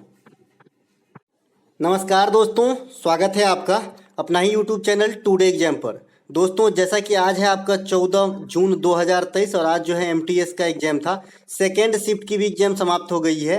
सेकेंड शिफ्ट के एग्जाम में जीके जीएस के सेक्शन से जो भी प्रश्न पूछे गए सभी 100% ओरिजिनल प्रश्नों के साथ साथ एक्स्ट्रा फैक्ट भी लेकर के आ गया हूं। दोस्तों जैसा कि आप जानते हैं मैं point two point extra fact देने का काम करता हूं जो आपके एग्जाम में हूबहू छप जाती है। इस वीडियो को भी आप देखिए और कल का पीडीएफ भी देख लीजिएगा तो आप खुद ही जज कर पाएंगे। चलिए शुरू करते हैं आज का ये वीडियो। पहला जो एक प्रश्न देखने को मिला कि भारत में जो मुद्रा आपूर्ति के 4 मानक बनाए गए हैं M1, M2, M3, M4। मैंने HCM एग्जाम में आपको M1, M2 और M3 समझाया था क्योंकि वहां भी एक क्वेश्चन पूछे गए थे। आज फिर से ये क्वेश्चन एग्जाम में रिपीट किया गया है। तो जो बच्चे ये कहते हैं कि किसी टॉपिक के लिए पार्टिकुलर वीडियो बनाइए उनसे मैं ये कहूंगा कि जहां जहां जीके जीएस पूछे जाते हैं सभी जगह फायदा करेगा जी। आप क्लास अटेंड करके कुछ दिन तो देखिए, है ना। भारत में जो मुद्रा आपूर्ति के गणक हैं M1, M2, M3, M4, तो पोस्ट ऑफिस के रिलेशन में जिसकी यूज होती है वो कौन सी है आपसे पूछा गया था। पोस्ट ऑफिस बचत कार्यालय में कौन सी जमा होती है, इस प्रकार से, ठीक है। तो इनमें से M2 वाला जो है आपका राइट आंसर हो जाएगा जी, ठीक है। राइट आंसर जिस बच्चे ने M2 लगाया है उन्हीं का होगा, बाद बाकी गलत हो जाएगा। इसके अलावा M1 क्या होती है, जो इन 4 में अभी M1, M2, M3, M4 देखा, इसके अलावा एक MO होता है, तो इन सबको थोड़ा सा समझ लीजिए, आगे काम आएगी। M1 क्या होता है, जो मुद्रा जनता के पास है, जैसे आपके पास जो पैसे हैं, इसके अलावा आपका जो धन है, इन तो दोनों का एडिशन जो है यानी नगद और जो मतलब चल संपत्ति और अचल संपत्ति, इन दोनों के जोड़ को M1 कहा जाता है। MO क्या होता है, जो मुद्रा ऐसा जो रिजर्व बैंक के पास जो अन्य बैंकों का जो न्यूनतम राशि जमा की जाती है ना दूसरे बैंकों की, है ना, तो ये जो रिजर्व बैंक के पास होती है तो ये MO मुद्रा है ना। इसके अलावा M2 मुद्रा क्या होती है, तो जो अभी आपने M1 मुद्रा देखा इसमें डाक के सेविंग जोड़ देंगे तो इसे M2 मुद्रा कहा जाता है, जो आज के एग्जाम में आपसे पूछा गया था और यही इस क्वेश्चन का बेस है, ठीक है। M1 मुद्रा तो अभी समझ गए ना क्या होता है, मुद्रा जनता के पास जो होती है करेंसी, साथ ही साथ जो जनता का धन होता है, यानी दूसरे भाषा में जो जनता का चल संपत्ति और अचल संपत्ति का योग जो है M1 है। अगर उसमें डाक सेविंग जोड़ देते हैं तो इसको M2 कहते हैं, जो आज पूछा गया था कि डाक सेविंग में कौन सी जो है ये वाला जो M1, M2, M3, M4 में से किसका इस्तेमाल होता है, तो M2 होता है, ठीक है। M1 में M3 में M1 प्लस बैंकिंग प्रणाली के साथ सावधि जमा है, ठीक है। M1 क्या है तो समझ ही गए ना, इसमें जो बैंकिंग का सावधि जमा जोड़ देंगे तो M3 निकल के आती है। आशा करते हैं इसे रुक के समझ लीजिएगा, आने वाले समय में जो आपको काम आएगा। जनगणना 2011 के अनुसार महिला साक्षरता दर कल बताया था, है ना। जनगणना 2011 के अनुसार पुरुष वाला कल पूछा था तो मैंने कल बताया था, महिला वाला पूछा जा सकता है, और पुदुचेरी का जो है लिंगानुपात पूछा जा सकता है क्योंकि बहुत दिन से नहीं पूछा गया है ना। तो जनगणना 2011 में जो महिला साक्षरता है ये 65.46 का ये प्रतिशत है, यहाँ पे PDF लिखा भी है। पुरुष साक्षरता जो है मेल लिटरेसी रेट जो है इंडिया के अंदर ये आपका 82.1 है ना। पूरे देश की ओवरऑल जो लिटरेसी रेट है ये 74.04% है। इसके अलावा सर्वाधिक लिटरेसी रेट केरल की है और जो न्यूनतम लिटरेसी रेट है ये बिहार की है। इसके अलावा फर्टिलिटी रेट जो है अकॉर्डिंग टू सेंसस 2011 तो 2.2 है। जनसंख्या घनत्व जो डेंसिटी है 2011 के अनुसार 382 है। लिंगानुपात जो सेक्स रेशियो है 943 है जी, इसे 943 कर लीजिएगा। दशकीय वृद्धि जो है ये 17.64 है। तो ये आपको जनगणना 2011 से कुछ जो है डाटा अपने पॉकेट में रखना होगा एग्जाम हॉल में जाने से पहले। इसके अलावा एक प्रश्न पूछा गया जी, क्रिकेट में बल्लेबाज जब ये मारता है बल्ला से बॉल को और उठे उठे बाउंड्री लाइन को पार कर जाता है तो क्या कहलाता है भैया, ये कौन नहीं जानते, तो 6 होती है, 6 है ना। इसे आप छक्का भी बोल सकते हैं लेकिन 6 अच्छा है तो 6 समझिए, छक्का बोले 6 रन मिलती है ना। इसके अलावा जो जमीन के छूते छूते जो बॉल चला जाता है बाउंड्री के पास तो इसे चौका कहते हैं। ये तो आप हमसे काफी गुना बेटर जानते हैं जी, क्रिकेट को इंडिया में कौन नहीं जानता। इसके अलावा क्रिकेट में पिच की लंबाई कितनी होती है, तो ये आपका 20.12 मीटर होती है ना। जो आपका ये दौड़ने वाला जो रहता है ना, ये तो एक पंपिंग क्रीज रहता है, इधर भी रहता है, तो ये वाला जो पोर्शन है ये आपका 20.12 मीटर का है। इसके अलावा पंपिंग क्रीज की लंबाई कितनी होती है, तो 4 फुट होती है, जिसमें ये स्टंप रहती है, इसके आगे आगे जाके खेलेगा, स्टंप कर देता है तो आउट हो जाता है ना। तो ये सब समझ गए। इसके अलावा एशेज श्रृंखला है ना, जो ऑस्ट्रेलिया और इंग्लैंड के बीच में होती है, फिक्स है। रणजी ट्रॉफी ये देसी ट्रॉफी है। रणजी ट्रॉफी किस प्रकार का है, तो टेस्ट फॉर्मेट है ना। ईरानी ट्रॉफी कर लीजिएगा। Syed Mushtaq Ali trophy T20 format है ना। विजय हजारे ट्रॉफी भी है, एक वनडे ODI फॉर्मेट है इंडिया का, है ना, घरेलू सीरीज में। एशिया कप महिला वाला अभी इससे पहले वाले शिफ्ट में पूछा गया था कि 2022 में एशिया कप महिला वाला किसने जीता, तो इंडिया जीता है ना। और 2022 में पुरुष वाला एशिया कप कौन जीता है, तो श्रीलंका जीता है। तो दोनों बात ध्यान रखेंगे, ये दो क्वेश्चन आगे भी रिपीट हो सकती है एशिया कप 2022 से, है ना। तो एशिया कप भी क्रिकेट से है, तो ये सभी के सभी कप जो हैं ये आपके क्रिकेट खेल से संबंधित है। चंद्रगुप्त मौर्य की दक्षिणतम सीमा क्या थी। अब सीमा की बात हो रही है, मतलब उनके क्षेत्रीय विस्तार में जो सौदर्न मोस्ट पार्ट था वो क्या था। तो देखिए चंद्रगुप्त द्वितीय की जो दक्षिणतम सीमा थी, ये इनकी जो है साम्राज्य है ये दक्षिण में कर्नाटक तक फैला हुआ था, दक्षिण में कर्नाटक तक फैला हुआ था। चंद्रगुप्त मौर्य जो है 345 ईस्वी में जन्म लिए थे भैया, और इनकी जो मृत्यु होती है 298 ईसा पूर्व होती है। 45 और 247 लगभग 47-48 वर्ष की उम्र में जो है इनकी जो है मृत्यु हो गई थी। चंद्रगुप्त मौर्य जो है धनानंद को हराकर जो नंद वंश से थे, नंद वंश के अंतिम शासक धनानंद है और प्रथम शासक महापद्म नंद है नंद वंश के। तो इसी नंद वंशीय धनानंद को हरा के मौर्य वंश की स्थापना चाणक्य के सहायता से किया था। देखिए कहावत है कि अच्छा आदमी ज्यादा दिन तक नहीं जीते हैं, यही देखिए चंद्रगुप्त मौर्य भी अच्छे शासकों और अच्छे जो है राजा और अच्छे आदमी में गिनती होते हैं इनकी, है ना। तो देखिए ये भी बहुत कम दिन तक जो है जीवित रहे। विवेकानंद साहब को देख लीजिए, बहुत कम दिन तक जीवित रहे हैं, है ना। तो ये भी कहा गया है, तो ये भी कहा कहीं ना कहीं सत्य तो है जी, है ना। इसके अलावा चंद्रगुप्त मौर्य की जो पूर्वी सीमा थी ये बंगाल तक फैला हुआ था, पूर्वी सीमा। पश्चिमी सीमा सौराष्ट्र गुजरात के साइड में। इसके अलावा कर्नाटक दक्षिण में, और हिंदू कुश पर्वत जो है ये उत्तर की सीमा जो है हिंदू कुश पर्वत तक जो है इनके साम्राज्य की फैला होता। ये हिंदू कुश पर्वत कहाँ पे है ना, भारत के किस दिशा में हो जाएंगे। उत्तर तो यहाँ पे मैं लिखा ही हूँ, लेकिन उत्तर के साथ साथ पश्चिम लगाना है कि दक्षिण लगाना है, ये जरूर मुझे बताइएगा कमेंट करके कि उत्तर पूर्व में होगा कि उत्तर पश्चिम में होगा ये हिंदू कुश पर्वत भारत के रिलेशन में। ठीक है, देखते हैं आपकी जो है मैप पे कितनी पकड़ है। इसके अलावा मेगास्थनीज चंद्रगुप्त मौर्य के दरबार में आए थे जी, जिन्होंने इंडिका नामक पुस्तक लिखे थे। ठीक है, तो ये बात भी ध्यान रखना है। एक प्रश्न आपसे पूछा गया है कि जो बिगेनर होता है, जो सिरका होता है, बिगेनर होता है, इसमें कौन सा अम्ल पाया जाता है। तो दोस्तों बिगेनर में जो है एसिटिक एसिड पाया जाता है। ये बहुत ही पुरानी क्वेश्चन और बहुत ही इजी क्वेश्चन है। एसिटिक एसिड का हम लोग इस्तेमाल जो है विनेगर के रूप में खाने के लिए कर लेते हैं। जैसे जो भी चाइनीज आइटम आप जाके खाते हैं स्टॉल पे, है ना, मंचूरियन, ये जो भी चाइनीज स्टॉल सब है, चाउमीन वगैरह, तो इसमें टेस्ट को बढ़ाने के लिए ना इसका इस्तेमाल किया जाता है। और आप देखेंगे होंगे कि जो चाइनीज बनाने के लिए बरका टाके ये लोहिया रहता है टीना वाला, और इसमें आग पकड़ लेता है, तो जब ये विनेगर डालता है तब ये आग पकड़ता है। तो यही विनेगर है, वो बोतल में रखा रहता है ना। इसके अलावा एसिटिक एसिड का सूत्र क्या होता है, CH3COOH होता है, इसे भी ध्यान रखेंगे। नींबू में कौन सा एसिड होता है, तो सिट्रिक एसिड होता है। सभी प्रकार के सिट्रस फल अगर ले लेंगे तो ओवरऑल तो इसमें विटामिन सी हो जाती है, तो ये बात भी ध्यान रखेंगे। सिट्रस फल मतलब खट्टा फल, आंवला, नींबू वगैरह भी विटामिन सी की स्रोत है। इसके अलावा पार्टिकुलर नींबू में अम्ल पूछेगा तो सिट्रिक अम्ल होगा। सेब में पार्टिकुलर अम्ल पूछेगा तो मैलिक अम्ल होगा, है ना। दूध में अगर आपसे पार्टिकुलर अम्ल पूछता है तो लैक्टिक अम्ल होता है ना। तो ये सब बात को आपको ध्यान रखना। वैसे मैंने आपको बता रखा है कि लैक्टो शब्द ही दूध से जुड़ा हुआ रूट वर्ड है। जैसे लैक्टिक अम्ल दूध में लैक्टोबैसिलस जीवाणु होता है जिसके कारण दही जमती है, लैक्टोमीटर से दूध को मापते हैं, है ना। तो ये सब जो है लैक्टो शब्द दूध की रूट वर्ड है, फिर से याद दिला दिया, है ना। चींटी और बिच्छू के डंक में जो है जी ये फॉर्मिक एसिड पाया जाता है ना। तो ये बात भी ध्यान रखेंगे, है ना। इसके अलावा एक प्रश्न पूछा गया था कि चींटी जैसे कीट में कौन से एक रासायनिक तत्व पाए जाते हैं जिसके गंध से अन्य जो उनके जाति के लोग हैं उनका पीछा कर, जैसे आपने चींटी को देखा होगा इस प्रकार से चलने लगता है जी, लाइन बना के चलेंगे एकदम, है ना। तो ये कैसे चलते हैं, तो ये गंध के अनुसार चलते हैं। इसमें फेरोमोन नाम का गंध पाया जाता है, ठीक है, फेरोमोन, इसी से ये चलता है जी। ये बात भी ध्यान रखें, याद आ गया तो बता दिया। अगला एक प्रश्न जो मैंने कल ही बताया था आपको, गुलाबो सपेरा का नृत्य किसे कहा जाता है, तो ये भैया PDF, तो ये कलबेलिया नृत्य से संबंधित है जी। गुलाबो और सपेरा ये कहाँ का उपज है, तो राजस्थान का उपज है। गणगौर भी राजस्थान का है। इसी मौके पे घूमर नृत्य होता है जिसमें महिलाएं भाग लेती हैं, मीना समुदाय के महिलाएं।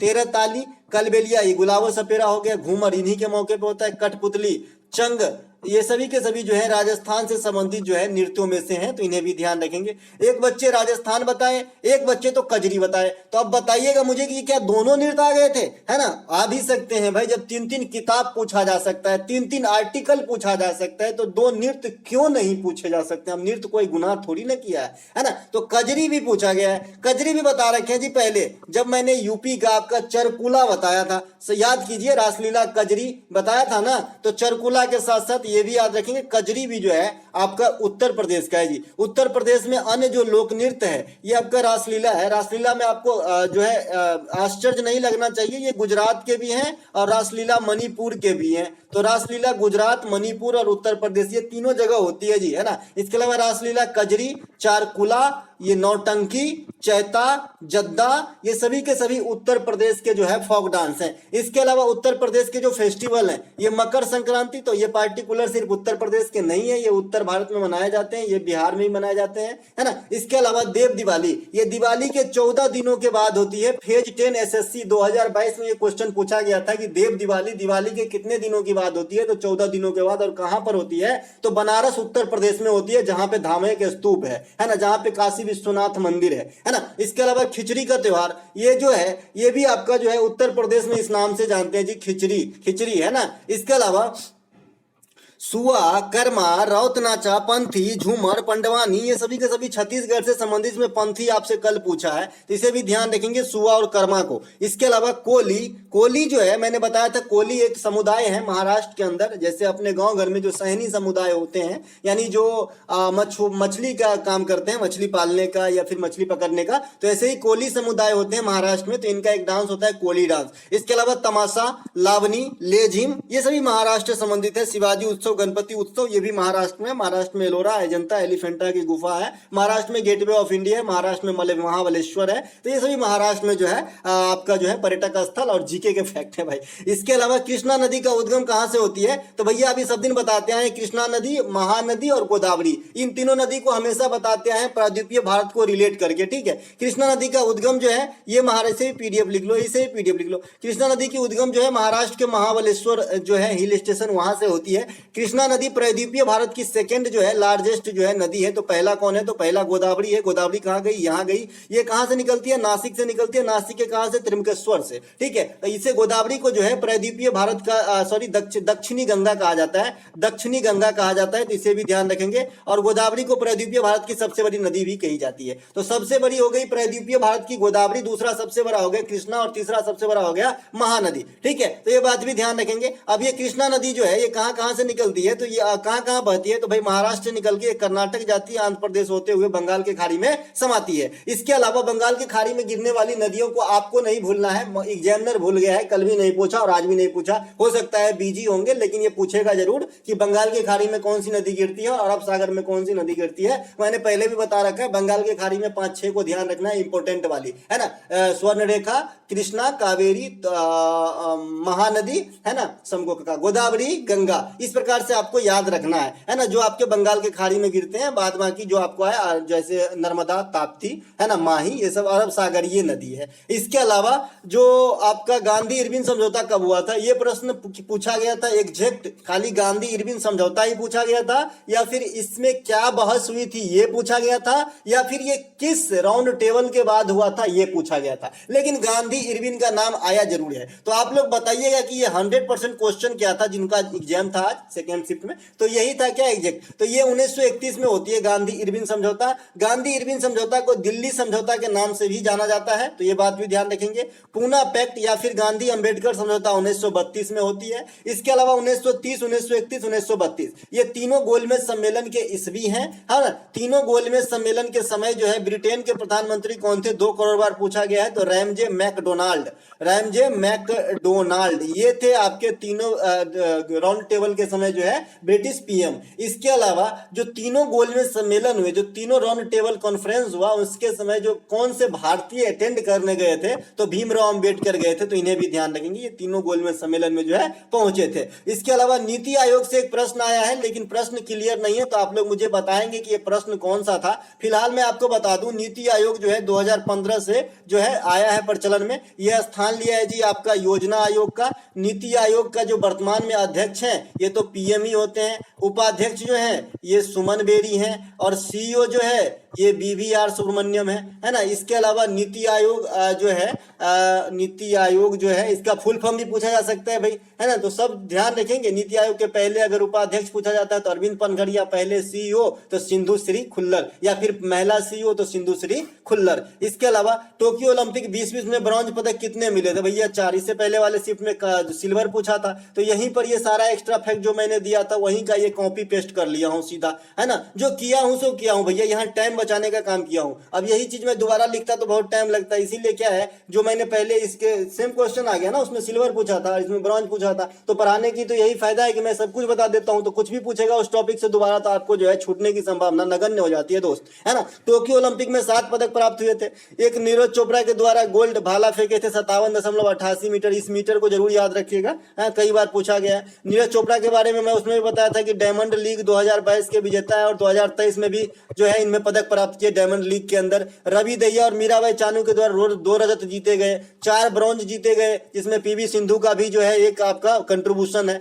ओलंपिक की शुरुआत 1896 में ग्रीक के एथेंस से होती है। आगामी ओलंपिक 2024 ग्रीष्मकालीन होंगी। इसके अलावा ओलंपिक में भारत जो है 1900 ईस्वी से भाग ले रहे हैं, तो ये सभी बात ध्यान रखेंगे। इसके अलावा नीचे जो स्टैटिक्स जो जीके से आपसे क्वेश्चन पूछा जाता है इंडिया के रिलेशन में और ओलंपिक को रिलेट करके, ये क्वेश्चन है। भारत के लिए प्रथम व्यक्तिगत स्वर्ण अभिनव बिंद्रा 2008, व्यक्तिगत रजत राजवर्धन सिंह राठौर, व्यक्तिगत महिला कोई पदक जीती पहली बार कर्नो मल्लेश्वरी, ओलंपिक में लगातार 2 पदक पीवी सिंधु, भारत के प्रथम गोल्ड 1928 हॉकी। भारत में अब तक कितने हॉकी में प्राप्त किए हैं? 8। टोटल गोल्ड कितने हैं? 10। तो एगो अभिनव बिंद्रा और एगो नीरज चोपड़ा के द्वारा आपने देख लिया था, 8 और 10 को नहीं हो गया। ओलंपिक में व्यक्तिगत रूप से सबसे अधिक गोल्ड पदक जीतने वाला माइकल फ्लेक्स कहाँ के हैं? यूएसए के। कितने जीते थे एक बार में? 8 गो।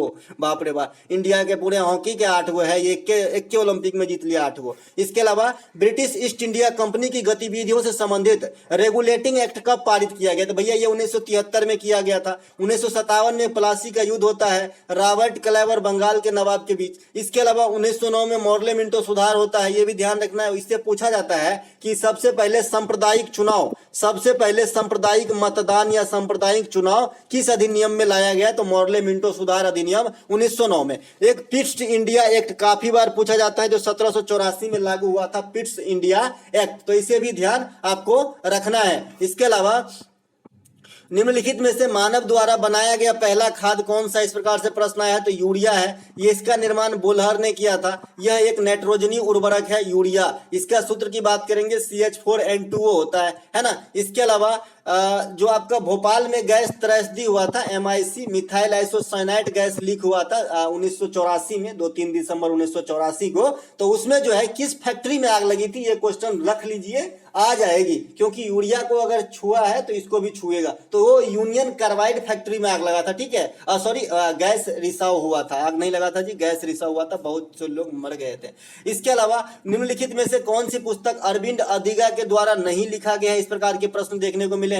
तो अरविंद अडिगा के जो प्रमुख पुस्तक है ये आपका सिलेक्शन डे है। कौन सा है? सिलेक्शन डे है। द व्हाइट टाइगर है। इनके अलावा जो कोई पुस्तक होगा, जैसे God of a small thing अंधरुति राय, है ना, a suitable boy Vikram Seth, loss of inheritance Kiran Desai, तो इस प्रकार से कुछ भी हो सकता है, क्योंकि ये उस जमाने के राइटर हैं जिसकी मैंने अभी किताब का नाम लिया है। तो इसमें से कोई एक पुस्तक होगा, और ये एक मतलब अरविंद अडिगा के कुछ पुस्तक होंगे 3, तो या फिर इनमें से कोई एक नहीं है, ऑप्शन हो जाएगा, है ना। तो जो भी होगा वो देखना पड़ेगा, लेकिन अरविंद अडिगा की जो पुस्तक है ये सिलेक्शन डे है, द व्हाइट टाइगर है। द व्हाइट टाइगर के लेके ही अरविंद अडिगा जो है राइटर से महाराइटर बन गए, क्योंकि इनको 2008 में मैन बुकर पुरस्कार दिया गया। अब ये मैन बुकर पुरस्कार क्या होता है? आपने 2 प्रकार का सुना होगा, एक अंतरराष्ट्रीय बुकर पुरस्कार और एक खाली बुकर पुरस्कार। तो खाली बुकर पुरस्कार ये ओल्ड पुरस्कार है बुकर का, इसका नया वर्जन है मैन बुकर पुरस्कार, या फिर इसे ही अंतरराष्ट्रीय बुकर पुरस्कार कहा जाता है, ठीक है। कंफ्यूजन दूर, है ना। तो ये जो अंतरराष्ट्रीय बुकर पुरस्कार है ये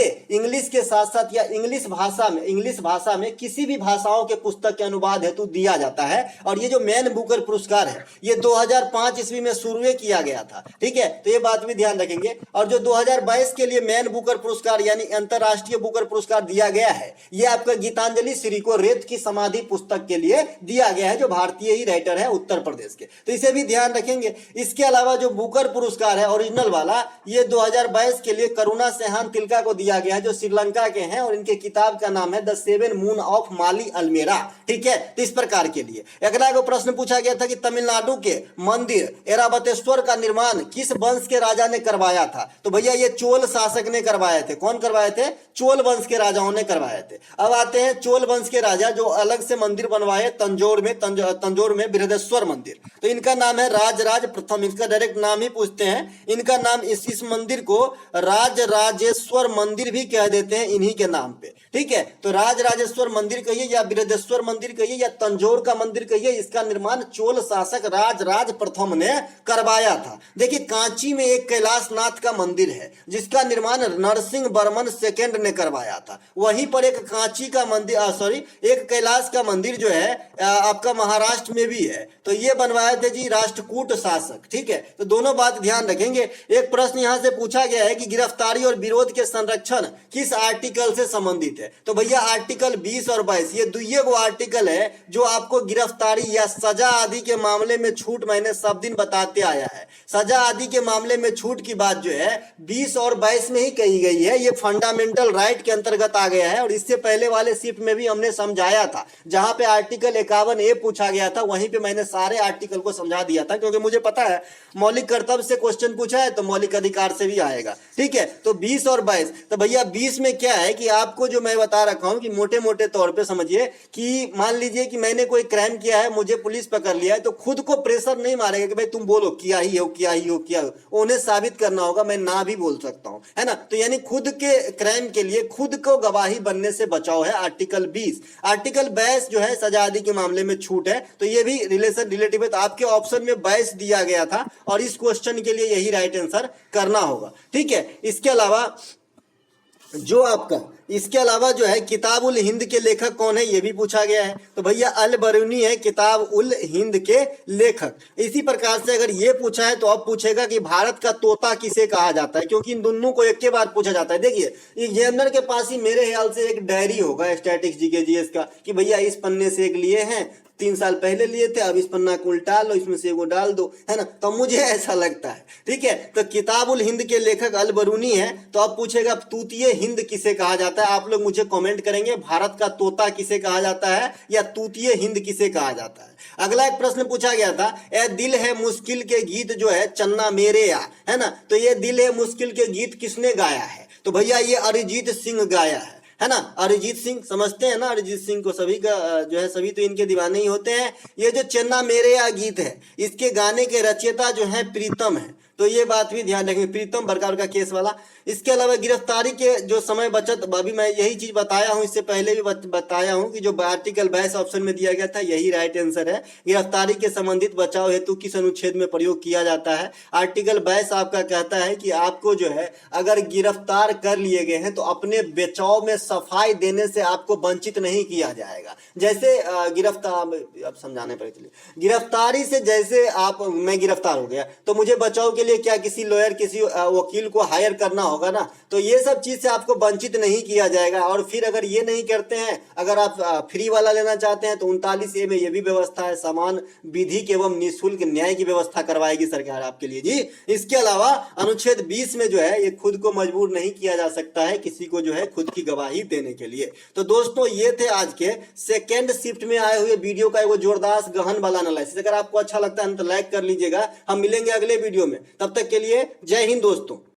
नमस्कार दोस्तों, स्वागत है आपका अपना यूट्यूब चैनल टुडे एग्जाम पर। दोस्तों जैसा कि आज है आपका 14 जून 2023 और आज जो है MTS का एग्जाम था। थर्ड शिफ्ट की भी एग्जाम समाप्त हो गई है। थर्ड शिफ्ट के एग्जाम में जीके जीएस के सेक्शन से जो भी प्रश्न पूछे गए सभी 100% ओरिजिनल प्रश्नों के साथ साथ इंपॉर्टेंट एक्स्ट्रा फैक्ट भी लेकर के आ गया हूं। दोस्तों जैसा कि आप जानते हैं मैं आपको इंपॉर्टेंट एक्स्ट्रा फैक्ट देता हूं जो आपके एग्जाम में हूबहू देखने को मिल जाती है। तो चलिए दोस्तों शुरू करते हैं आज का ये वीडियो। पहला जो प्रश्न पूछा गया था, सर्वप्रथम लोकसभा का गठन कब किया गया था? देखिए सर्वप्रथम लोकसभा का गठन 13 अप्रैल 1952 ईस्वी को किया गया था। लोकसभा लोकसभा को संसद में निम्न सदन कहा जाता है। क्या कहा जाता है? निम्न सदन कहा जाता है। लोकसभा में मैक्सिमम नंबर ऑफ जो सदस्य होते हैं कितने होंगे? तो 550 होते हैं। ठीक है, इसमें अलावा जो लोकसभा में 530 मेंबर है ये राज्यों से आते हैं और 20 मेंबर जो है ये केंद्र शासित प्रदेश यूनियन टेरिटरीज के लिए जो है आरक्षित रखा गया है। तो ये बात भी आपको ध्यान रखना है। इसके अलावा राज्यसभा का गठन भी आपसे पूछा जाता है, तो ये भी 1952 में ही हुआ था। अब हम लोकसभा को पूरा एनालाइज करेंगे।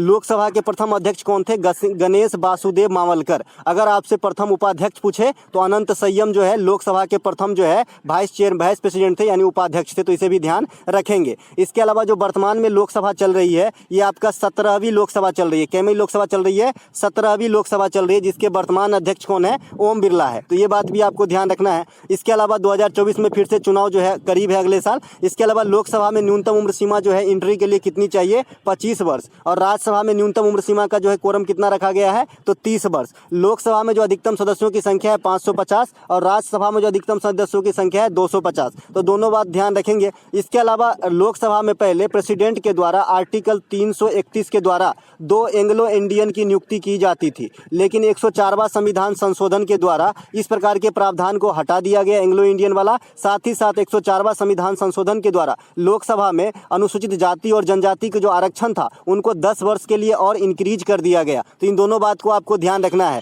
देखिए 101वां, 102वां, 103वां और 104वां संविधान संशोधन आपसे काफ़ी पूछा जाता है। तो 101वां जो है ये जीएसटी से संबंधित है, 102वां जो है ये आपका ओबीसी से संबंधित है, 103वां जो है ये आपका ईडब्ल्यूएस से संबंधित है और 104वां का जिक्र अभी हमने कर लिया है कि एंग्लो इंडियन साथ ही साथ जो एसटी है उनको जो है 10 वर्ष के लिए जो है आरक्षण इंक्रीज किए गए। तो ये सभी बात ध्यान रखेंगे। इसके अलावा लोकसभा का कार्यकाल आम वे में 5 वर्षों का होता है। इस कार्यकाल को जो है बढ़ाने का काम 42वां संविधान संशोधन 1976 में किया गया था और ये जो है सक्सेस नहीं होते हुए फिर से इसे रिवर्ट कर दिया गया था। लेकिन राज्यसभा का जो कार्यकाल होता है ये परमानेंट होता है, अस्थायी होता है, इसलिए राज्यसभा का विघटन संभव नहीं होता है। राज्यसभा कभी विघटित नहीं होते हैं। तो ये बात भी आपको ध्यान रखना है। नीचे वाले लाइन पर जरा ध्यान दीजिएगा कि लोकसभा में जो सदस्य होते हैं उनका भी कार्यकाल लोकसभा के कार्यकाल तक ही होते हैं 5 वर्ष जनरली, लेकिन जो राज्यसभा में मतलब राज्यसभा के जो सदस्य होते हैं उनका कार्यकाल 6 वर्षों का होता है। आपसे पूछा जाता है कि राज्यसभा में हर दूसरे वर्ष कितने सदस्य अवकाश ग्रहण करते हैं? तो 1/3 1/3 सदस्य जो है अवकाश ग्रहण करने का काम करते हैं।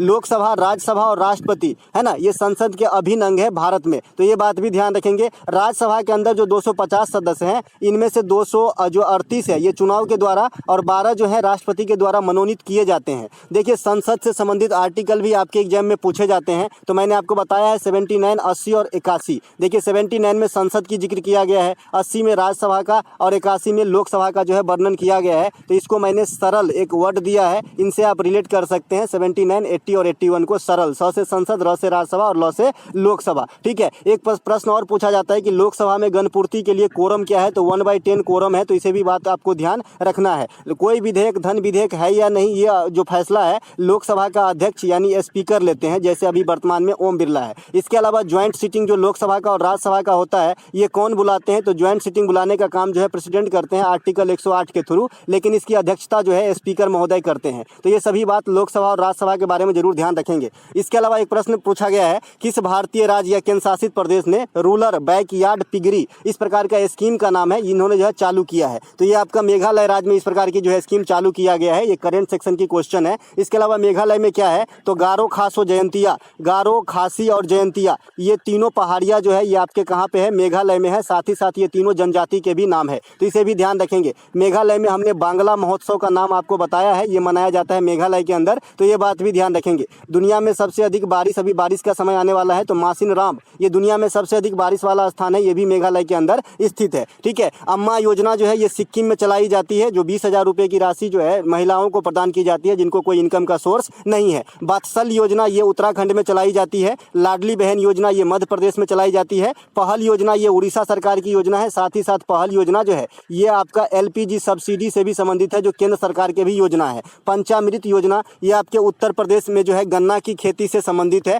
योगी आदित्यनाथ के द्वारा। ठीक है, 1 ID 1 जो राज्य की योजना है ये भी आपके उत्तर प्रदेश से ही संबंधित है, तो ये बात भी ध्यान रखना है। इसके अलावा T20 वर्ल्ड कप 2022 इंग्लैंड ने किसे हराकर चैंपियन बना था? तो फाइनल में इंग्लैंड और पाकिस्तान पहुंचे थे, तो पाकिस्तान हारेगा तब ना इंग्लैंड जीतेगा, तो पाकिस्तान को हराया था, तो पाकिस्तान रनर अप रहे थे T20 वर्ल्ड कप 2022 के। ठीक है, इसके अलावा ICC वर्ल्ड कप 2019 इसके भी विजेता इंग्लैंड ही है, तो इसको जो है न्यूजीलैंड को हराया था, तो ये बात भी ध्यान रखना है। अब थोड़ा करंट में आ जाते हैं। T20 महिला वर्ल्ड कप 2023 अभी अभी संपन्न हुआ फरवरी महीने में, तो ये ऑस्ट्रेलिया जीते हैं और किसको हराए हैं? तो अफ्रीका को। और ये कहाँ पे हुआ था? तो ये साउथ अफ्रीका में ही हुआ था, तो इसे भी ध्यान रखेंगे। इसके अलावा ICC अंडर 90 वर्ल्ड कप 2023 महिला वाला, इसमें महिला शब्द ऐड कीजिए, ये पहली बार ही इस प्रकार का जो है वर्ल्ड कप कराया गया अंडर 90 वाला महिलाओं का, और इनके विजेता भारत है। किसे हरा के? इंग्लैंड को हरा के। कहाँ हुआ था? साउथ अफ्रीका में ही हुआ था। इसके अलावा जो ICC वर्ल्ड कप 2023 अभी होना है, ये आपका भारत में ही होगा, और ये भारत पूर्णतः मेजबानी करने का जो है ये पहली बार इनको अवसर मिला है। इससे पहले जो है कंबाइंड रूप से मेजबानी कर चुके हैं। ठीक है, इसके अलावा ICC, मैं ये भी बता रहा हूँ, ICC अंडर 90 जो पुरुष वाला वर्ल्ड कप हुआ था 2022 के अंदर, ये आपका वेस्ट इंडीज में हुआ था,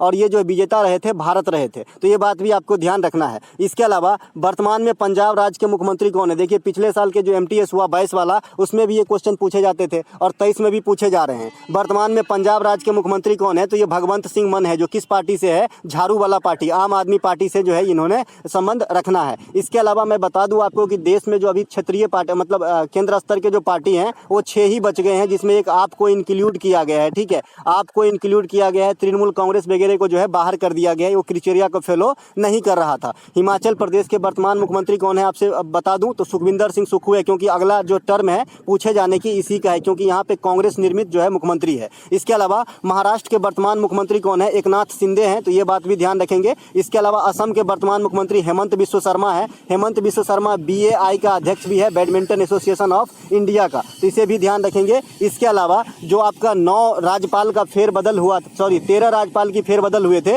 ये मैं आपको लिस्ट दे चुका हूँ PDF में, तो आने वाले शिफ्ट में यहाँ से भी क्वेश्चन पूछे जाएंगे, तो ये भी ध्यान रखिएगा। ठीक है, इसके अलावा असम के वर्तमान मुख्यमंत्री बता ही दिए। गोवा के वर्तमान मुख्यमंत्री प्रमोद सावंत है, तो इसे भी ध्यान रखेंगे। और नवनिर्वाचित कर्नाटक के मुख्यमंत्री सिद्धारमैया है, तो इसे भी ध्यान रखेंगे। कर्नाटक में अभी अभी चुनाव हुआ है, कांग्रेस की जो है यहाँ पे जीत हुई है। इसके अलावा कुचिपुड़ी शास्त्रीय नृत्य किस शैली में, किस स्टाइल में की जाती है? तो भैया ये कर्नाटक संगीत स्टाइल में की जाती है। कर्नाटक संगीत और शास्त्रीय संगीत, इन दोनों में कितने प्रकार के स्वर होते हैं? VVI करके रखिएगा, तो ये 12 प्रकार के स्वर होते हैं। ठीक है, कर्नाटक संगीत कहने का मतलब जो साउथ में की जाती है वो कर्नाटक संगीत, और इनके अलावा जो इस प्रकार बाहर की जाती है क्लासिकल सॉन्ग, तो उसे हिंदुस्तानी शास्त्रीय संगीत कहा जाता है। ठीक है, कर्नाटक संगीत के मशहूर नृत्यांगना जो है M सुब्बालक्ष्मी है, जिन्हें भारत सरकार के द्वारा 1998 में प्रथम बार किसी म्यूजिशियन को भारत रत्न से सम्मानित किया गया। उसके अलावा पंडित रविशंकर को 1999 में मिला, 2000 में किसी को भी नहीं मिला, 2001 में लता मंगेशकर और बिस्मिल्लाह खां को कंबाइंड रूप से मिला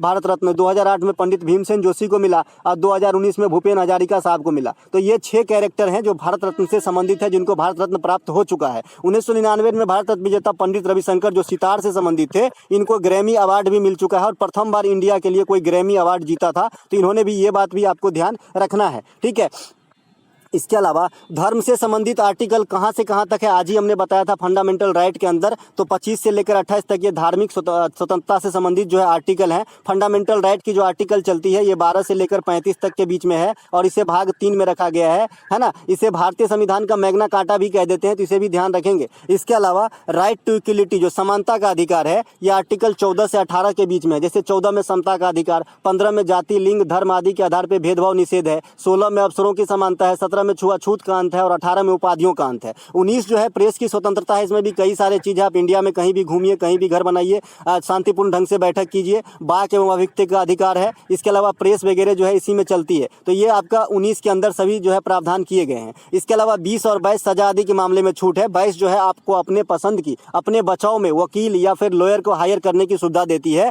20 जो है अपने आप के खिलाफ गवाही देने से निषेध करा गया है। 23 और 24 जो है शोषण के विरुद्ध अधिकार है, जिसमें 23 मानव तस्करी पे रोक है, और 24 जो है बाल श्रम पे निषेध है, जिसमें 14 वर्ष से कम उम्र के बच्चे किसी कल कारखाने में काम पे नहीं लगाए जाते हैं। 29 और 30 जो है ये अल्पसंख्यक हित है, इसका मतलब जो SC ST समुदाय के लोग हैं उनके अपने पसंद की शिक्षा आदि ग्रहण करने की पूर्णतः छूट है। अनुच्छेद 32 जो है ये संवैधानिक उपचारों का अधिकार है, इसके तहत सुप्रीम कोर्ट 5 रीट जारी करते हैं। इसके अलावा जो आपका कोई भी आदमी की मौलिक अधिकार के हनन होते हैं तो सुप्रीम कोर्ट पहुंचते हैं। सुप्रीम कोर्ट में आप लेटर ओनली इंग्लिश भाषा में अर्जी तरजीह दे सकते हैं, तो ये बात भी समझ लीजिए। और साथ ही साथ संवैधानिक उपचारों को जो है अधिकार को भीमराव अंबेडकर साहब संविधान का आत्मा कहा था, ठीक है। वैसे प्रस्तावना को संविधान का कुंजी कहा जाता है, तो ये बात भी ध्यान आपको रखना है। इसके अलावा मिल्खा सिंह किस खेल से संबंधित है, ये आपसे पूछा गया है। तो मिल्खा सिंह जो है ये एक भारतीय फराटेदार धावक थे। पान सिंह तोमर स्टीपल चेस से संबंधित है। अगला नंबर इसी पान सिंह तोमर का है, इरफान खान का पिक्चर है पान सिंह तोमर,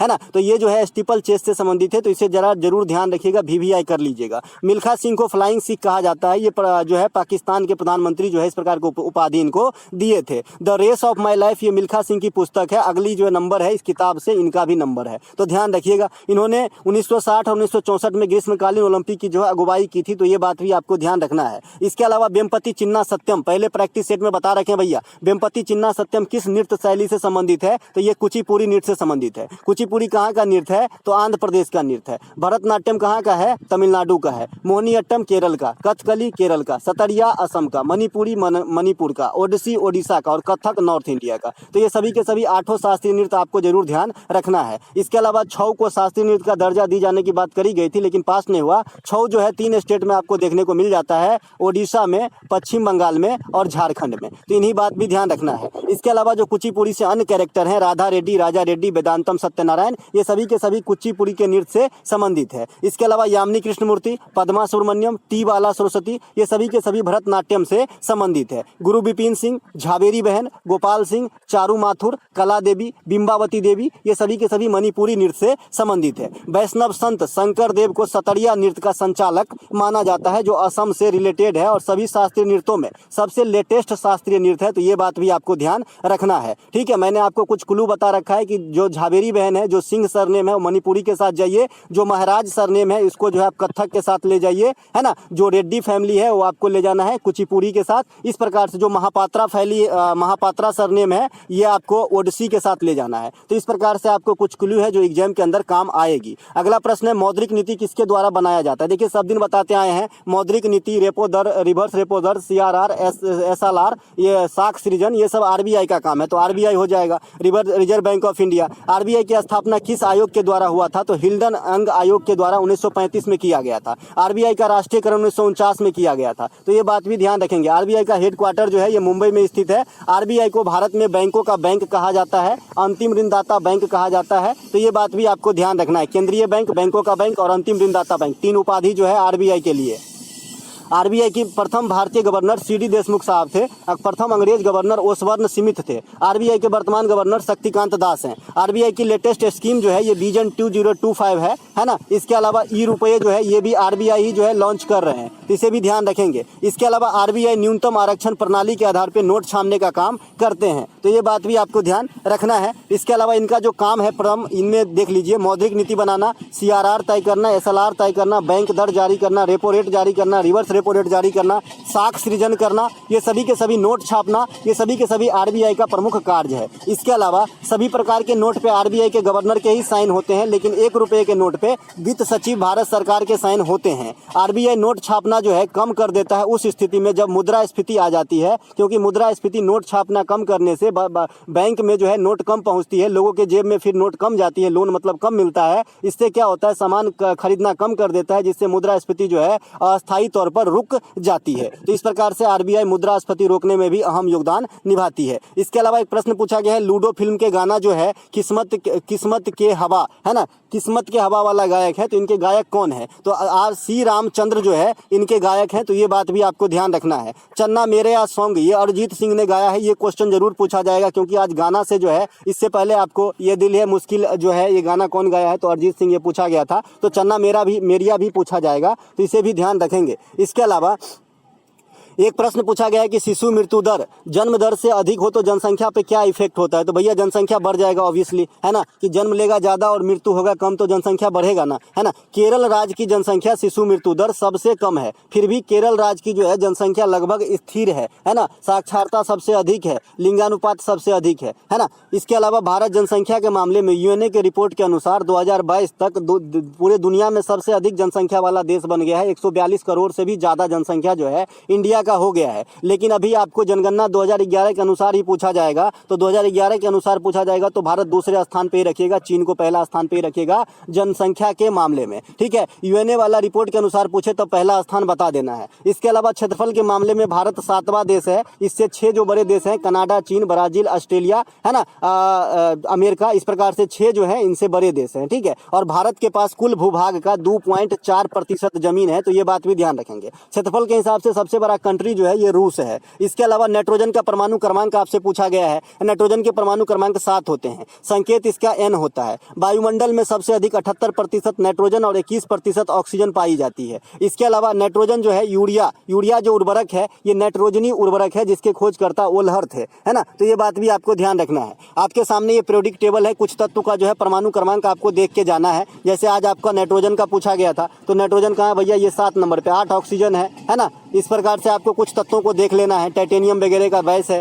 तो इस प्रकार से आपको देख लेना है। इससे पहले मैगजीन का पूछा था, है ना, मैगजीन Mn का संकेत किसका होता है, तो मैग्नीज का होता है, ये 25 परमाणु क्रमांक वाला है। और नीचे जो आप देख रहे हैं लेंथेनाइड और एक्टियोनाइड तत्व को जो है पीरियोडिक टेबल में नीचे रखा जाता है। पीरियोडिक टेबल में टोटल 118 तत्व हैं, जिसमें 91 मेटल है, 20 नॉन मेटल है, और आपका जो है 7 जो है अर्धचालक है या उपधातु है। तो इस प्रकार से 118 तत्व हैं। पीरियोडिक टेबल में 18 समूह है और 7 आवर्त है। खोजकर्ता आधुनिक वाले के मौसले हैं। तो ये सभी बात आपको ध्यान रखना है, परमाणु क्रमांक पर आधारित होती है। इसके अलावा गोताखोरों द्वारा जो सांस लेने के लिए इस्तेमाल किया जाता है, तो वैसे तो हम जनरली ऑक्सीजन ही लेते हैं, लेकिन जो गोताखोर होते हैं वो आपका ऑक्सीजन के साथ हीलियम गैस को मिला के गैस को पतला कर देता है, ताकि सांस लेने में कोई भी तकलीफ न हो बहुत गहराई के अंदर। इसके अलावा मुगल काल में किस प्रकार के टैक्स को जबरदस्ती वसूली जाती थी, तो मुगल काल में जो है जजिया कर और जकात कर फेमस था। तो जकात कर मुसलमानों से और जजिया कर जो है गैर मुसलमानों से ली जाती थी। तो ये आपका राइट आंसर हो सकता है। बताइएगा कि ऑप्शन में क्या था। शिवाजी के काल में 2 टैक्स लिए जाते थे, चौथ और सरदेश मुखी, मराठों काल में। तो ये बात भी आपको ध्यान रखना है। तो दोस्तों ये थे आज के थर्ड शिफ्ट में आए हुए प्रश्न जो भी मुझे प्राप्त हुआ।